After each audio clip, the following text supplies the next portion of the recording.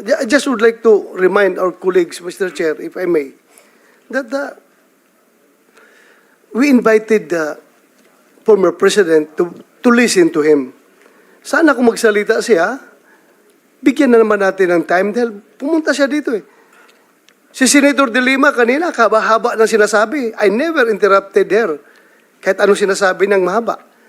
But, itong ating nag-raise pa nga ng hand yan kasi gusto niya magsalita. Sana, hintayin natin matapos. Huwag natin i-interrupt, Mr. Chair. Yun lang po. Nagpapalabas na ako ng aking observation. Salamat, salamat sa Senator. Pero yun, nasabi ko na rin, nalabas ko na yung galit ko. It's really a rage dito sa... anak lang rin ako ng mahirap eh. Kaput. Dumating kami ng Davao na we have to hack.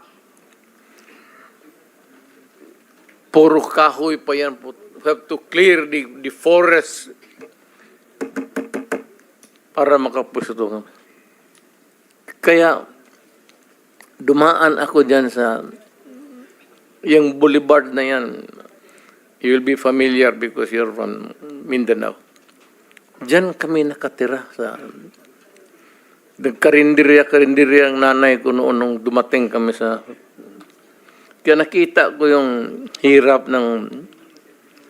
Lalo na sabi ko yung nanay na lumabas, nagtrabaho, padala ng pera, tapos yung pera niya nandoon sa droga.